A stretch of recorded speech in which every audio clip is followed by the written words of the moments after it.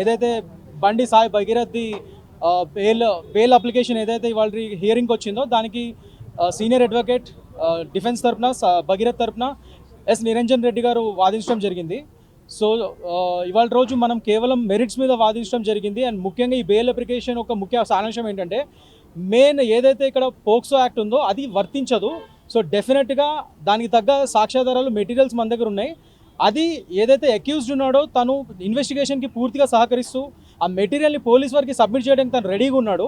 కానీ రెడీగా ఉండి ఆ ఇన్వెస్టిగేషన్కి తను సహాయ సహకారాలు ఇవ్వడానికి వెళ్తే అతను అరెస్ట్ చేసే ప్రమాదం ఉంది. ఎందుకంటే మనకు తెలుసు రీసెంట్గా 8th రోజు ఏదైతే మనం ఇది యాక్చువల్లీ మ్యాటర్ సబ్జుడిస్లో ఉంది, ఎక్కువ మాట్లాడకూడదు, బట్ నేను క్లుప్తంగా చెప్పడానికి ట్రై చేస్తాను. ముఖ్యంగా ఏదైతే 8th మే రోజు ఎఫ్ఐఆర్ అయిందో అక్యూజ్డ్ మీద, దాని తర్వాత నెక్స్ట్ డే మళ్ళీ ఇంకో స్టేట్మెంట్ తీసుకొని ఫస్ట్ ఇనీషియల్గా పోక్సో యాక్ట్ సెక్షన్ 5 and 11 పెట్టలేదు. ఏదైతే అబౌవ్ 7 years ఉందో సెక్షన్ 5 and 11 అవి పెట్టకుండా కేవలం 3 years సంబంధించిన పోక్సో యాక్ట్ సెక్షన్స్ మాత్రమే పెట్టడం జరిగింది. కానీ what ever might be the reasons తర్వాత 9th తర్వాత మళ్ళీ స్టేట్మెంట్ తీసుకొని దాని తర్వాత నెక్స్ట్ 7 ఏళ్ళకి పైగా శిక్ష పడే ఆల్టర్ చేస్తూ ఆ సెక్షన్స్ని మార్చి 7 ఏళ్ళు పైబడే శిక్ష పడే పనిష్మెంట్ అట్రాక్ట్ అయ్యే సెక్షన్స్ పెడతాం జరిగింది. సో దాని మీద ముఖ్యంగా ఇవాళ ఆర్గ్యుమెంట్స్ జరిగాయి, ఎందుకు ఈ ఆల్టరేషన్ జరిగింది ఏంటి అని. సో దాని మీద కూడా టైం కోరుతుంది. At the same time the material facts మా దగ్గర తగిన సాక్ష్యాధారాలు ఉన్నాయి. ముఖ్యంగా అది ఏదైతే ఇది పోక్సో వర్తించదని చెప్పడానికి, అట్ ద సేమ్ టైం అవి ప్రూవ్ చేసుకోవడానికి ఆ మెటీరియల్ అది పోలీస్ వారికి సహకరిస్తూ ఆ మెటీరియల్ సబ్మిట్ చేయడానికి అక్యూజ్డ్ వెళ్ళే ఈ యొక్క ప్రక్రియలో అతను అరెస్ట్ చేసే ఛాన్సెస్ ఉన్నాయి. అప్పుడు ఈ బెయిల్ అప్లికేషన్ మొత్తానికి ఇన్ఫ్రాక్ట్ అయ్యే ఛాన్సెస్ ఉన్నాయి. సో అట్లీస్ట్ ఈ బెయిల్ హియరింగ్ ఫైనల్ హియరింగ్ అయ్యేంత వరకు ఈ ఇంటరిం బెయిల్ మాత్రం మాకు అంగీకరించండి అని చెప్పి ఎస్ నిరంజన్ రెడ్డి గారు చాలా అద్భుతంగా వాదించడం జరిగింది. సో అవతల కంప్లైనెంట్ వైపు కూడా ఒక లర్న్ కౌన్సిల్ వచ్చారు. ఈ ask for some more time, కొద్దిగా టైం అడిగారు ఆయన, ఇంకా కొద్దిగా టైం కావాలి దీనికి కౌంటర్ ఇవ్వడానికి అని. సో అది రేపటికి ఆయన యొక్క ఆర్గ్యుమెంట్స్ వినటం జరుగుతుంది హానరబుల్ కోర్ట్. అండ్ రేపు అట్ ద సేమ్ టైం రేపు కూడా మేము కుదిరితే మళ్ళీ అదనంగా ఎస్ నిరంజన్ రెడ్డి గారు కూడా ఇంకా అదనపు నెక్స్ట్ అడ్వాన్స్ సబ్మిషన్స్ కూడా ఇవ్వడానికి కూడా రెడీగా ఉన్నారు. సో రేపటికి దీని యొక్క ఈ ఐఏ మీద కేవలం ఈ ఇంటరిమ్ యాంటిసిపేటరీ బెయిల్ మీద మాత్రమే రేపటికి ఆర్డర్స్ రిజర్వ్ చేశారు హానరబుల్ జడ్జి గారు. ముఖ్యంగా ఇప్పుడు డేట్ ఆఫ్ బర్త్లకు సంబంధించి ఏమన్నా న్యాయస్థానం దృష్టికి తీసుకెళ్లారు, ఎందుకంటే 2-3 డేట్ ఆఫ్ బర్త్లు ఉన్నాయనేటువంటి 100% ఎస్ నేను చెప్పిన మెటీరియల్ ఫ్యాక్ట్స్లో అదొక ఇంపార్టెంట్ భాగం. అది ఆ ఎవిడెన్సెస్ కూడా పొందుపరచడం జరిగింది. వాటి మీదే ఆర్గ్యుమెంట్స్ మెయిన్గా జరిగాయి. బేస్డ్ ఆన్ దాట్ ఓన్లీ మేము క్లియర్గా ఎస్ నిరంజన్ రెడ్డి గారు ముఖ్యంగా చెప్పేది ఏంటంటే ఇక్కడ పోక్సో వర్తించే ఛాన్సెస్ చాలా తక్కువ, అది మేము ఫ్యూచర్లో ట్రయల్కి వెళ్ళినప్పుడు మేము ప్రూవ్ చేస్తాం. కానీ ఈ లోపల యాంటిసిపేటరీ బెయిల్ అనేది ప్రతి పౌరుడి హక్కు. And at the same time అవతల తరపున న్యాయవాది కూడా because his father is a prominent figure, prominent political figure, దానివల్ల అతని స్పెషల్ ట్రీట్మెంట్ అన్నట్టుగా వాదన చేయడం జరిగింది. దాన్ని మేము మా నిరంజన్ రెడ్డి గారు గౌరవనీయ న్యాయవాది దానికి డిఫై చేస్తూ ఏం చెప్పారంటే take it in a reverse way. అదేంటంటే ఈయన ప్రామినెంట్ ఫిగర్ కాదు, ఇతను ప్రామినెంట్ ఫిగర్ వాళ్ళ అబ్బాయి కాబట్టి unnecessarily he's been vilified, he's been victimised. అతని మీద ఇవాళ రోజు ఒక మీడియా ట్రయల్స్ కానీ ఎలా జరుగుతున్నాయి, వేరే పొలిటికల్ పార్టీస్ ఏ విధంగా మీడియా ట్రయల్స్ చేస్తున్నాయి, ముఖ్యంగా అతని మీద పోస్టర్స్ ఏ విధంగా పెడుతున్నారు ప్రతి చోట మిస్సింగ్ అని చెప్పి. సో అతన్ని ఇంకా రివర్స్లో ఎక్కువ విక్టిమైజ్ చేస్తున్నారు. సో ఆ విషయాన్ని కూడా న్యాయస్థానానికి దగ్గర దృష్టికి తీసుకెళ్ళడం జరిగింది నిరంజన్ రెడ్డి గారు. ఇన్ఫ్యాక్ట్ ఇది రివర్స్, ఇది being a prominent political personality son he's been more victimised ఇక్కడ. సో దాన్ని కూడా కోర్టు వారు కన్సిడర్ చేయాలని చెప్పడం జరిగింది. సో ఇదంతా ఒక చాలా అద్భుతంగా ఒక ఆర్గానిక్ వేగా ఈ యొక్క వాట్ ఎవర్ దీస్ ఆర్గ్యుమెంట్స్ అయినాయి. సో రేపటికి ఇది రిజర్వ్ చేశారు ఈ ఆర్డర్స్ గౌరవనీయ జడ్జి గారు. అండ్ ఇంటరిమ్ ఆర్డర్స్ రేపు మార్నింగ్కి మనకి తెలుస్తుంది దీని మీద ఏంటన్నది.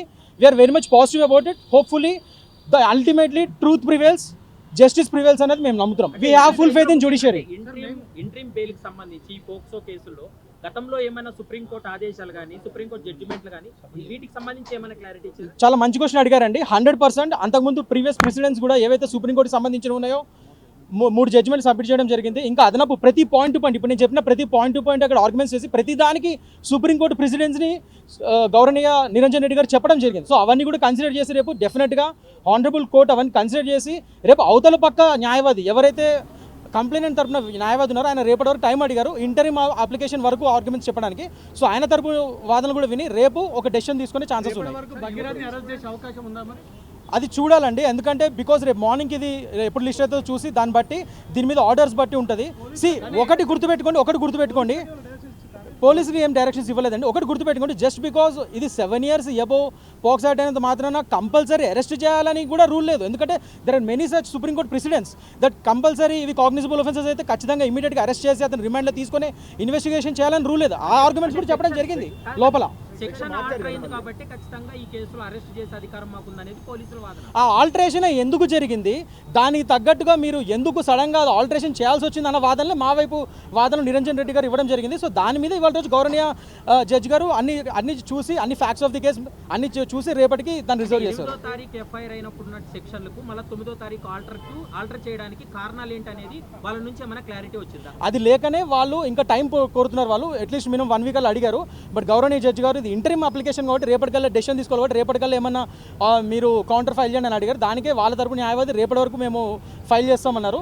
సో రేపు ఆయన యొక్క వాదనలు బట్టి అవసరమైతే మళ్ళీ నిరంజన్ రెడ్డి గారు he will be giving his other submissions if necessary. ఈ కేసులో కేంద్ర మంత్రి కొడుకు కాబట్టి ఈ కేసు ఇప్పటికే ఇన్ఫ్లుయెన్స్ గురవుతుంది, ఇన్ఫ్లుయెన్స్ చేస్తున్నారనేటువంటి అంశానికి సంబంధించి ఒక అంశం కోర్టు దృష్టికి తీసుకెళ్ళినప్పుడు కోర్టు ఏమైనా కామెంట్ చేసిందా?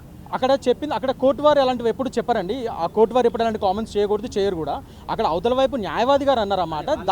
దానికే నిరంజన్ రెడ్డి గారు దీన్ని రివర్స్లో తీసుకోండి, ఇక్కడ అసలు మేము క్లియర్గా చెప్పారు నా వాదనల ముందు, నన్ను అసలు స్పెషల్ పర్సన్ కింద కన్సిడర్ చేయకండి, అందరితో పాటే నేను కూడా ఒకడిని. అండ్ ముఖ్యంగా ఈ పోక్సో సుప్రీంకోర్టు ప్రెసిడెంట్స్ ఏవైతే చెప్పారో అవన్నీ కూడా ఇదివరకు సాధారణ అక్యూజ్డ్కి వచ్చిన జడ్జిమెంట్స్ మీదనే ఆధారపడి ఉన్నాం. Special persons based case laws మేము సబ్మిట్ చేయట్లేదు. ముఖ్యంగా ఇక్కడ నేను ప్రామినెంట్ వ్యక్తి యొక్క కొడుకును కాబట్టే ఇంకా నన్ను ఎక్కువ విలిఫై చేస్తున్నారు certain political party, certain media sections. ఇంకా నా పోస్టర్లు ప్రతి చోట పెడుతున్నారు, ఎక్కడ భగీరథ్ అని. ఇంకా రివర్స్ నన్ను ఎక్కువ విక్టిమైజ్ చేస్తున్నారు అనేది ఇక్కడ ప్రధాన ఆర్గ్యుమెంట్ అయింది. అక్కడ అది చూడాలండి రేపటి దాన్ని బట్టి, ఎందుకంటే మార్నింగ్ ఇది హియరింగ్ ఉంది.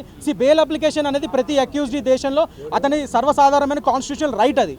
సో తప్పకుండా భగీరథ్గా హక్కు ఉంది కాబట్టి అతని వాళ్ళ రోజు ఆ బెయిల్ అప్లికేషన్ వేసుకున్నాడు. సో రేపటి దాని యొక్క నిర్ణయం గౌరవనీయ న్యాయస్థానం తీసుకుంటే దాన్ని బట్టి మనం చూద్దాం. ఇట్స్ ఆల్ సబ్జుడిస్, ఇంతకంటే ఎక్కువ మాట్లాడలేం.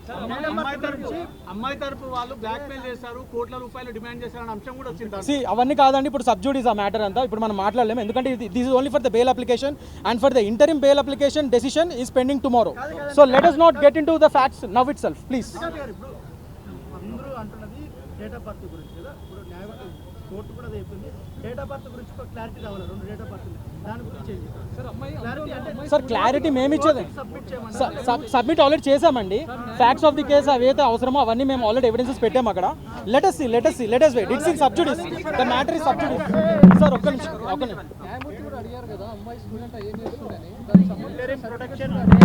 అవన్నీ వాళ్ళ అవతల వాళ్ళు సబ్మిట్ చేస్తారండి. And also the PP has to submit all those things. Yeah, అవన్నీ ఇప్పుడు కాదండి, అది మేము జడ్జికి సబ్మిట్ చేసాము. డెఫినెట్గా ఇది పోక్సో వర్తించదన్న దాని మీద ప్రధానంగా ఉంది. దాన్ని చూద్దాం.